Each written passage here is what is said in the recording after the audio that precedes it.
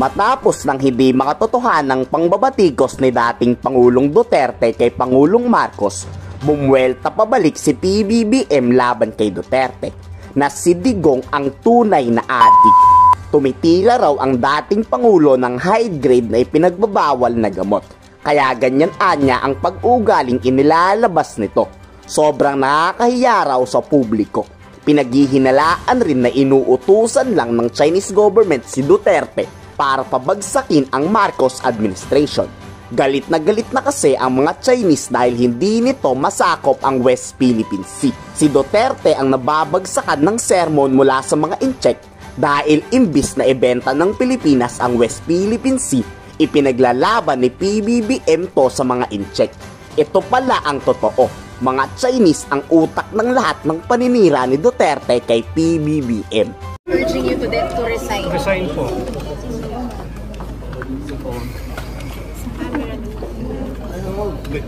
I think it's the fentanyl.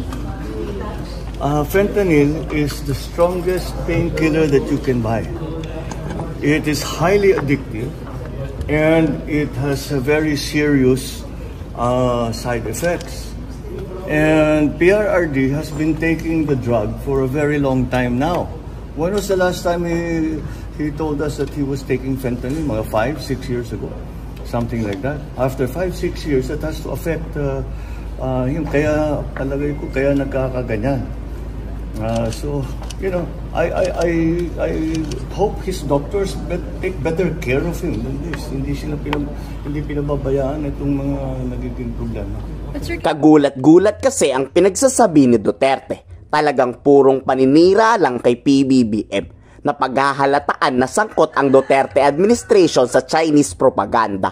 Baka ito na ang plano ni Chinese President Xi Jinping, kaya nito ay pinatawag noon si Duterte sa China.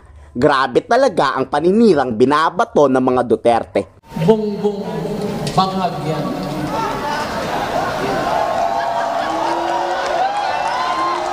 That's why sinasabi ko na sa inyo ngayon, si Bongbong Marcos bangag noon, ngayong presidente na bangag natin ang presidente. Kayong mga military, alam ninyo yan. Lalo na yung sa Malacanang. Alam ninyo, the armed forces of the Philippines, alam ninyo, may drug addict tayo na presidente. Nung ako'y mayor, pinakitaan ako ng evidence ng PDEA. Doon sa listahan, nandoon yung pangalan mo. Ayaw kong sabihin yan kasi magkaibigan tayo, o hindi magkaibigan, magkakilala. Eh, ikaw pumapasok kayo ng alanganin. Mr. President, baka susunod ka sa dinaanan ng tatay mo.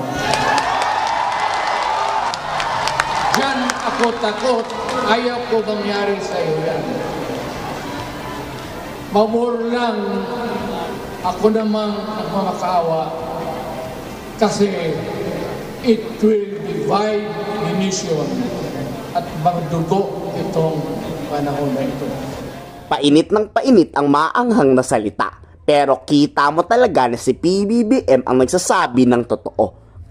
Kanina kayo papanig sa dalawang pangulo. Ikomento sa baba ang iyong saloobin.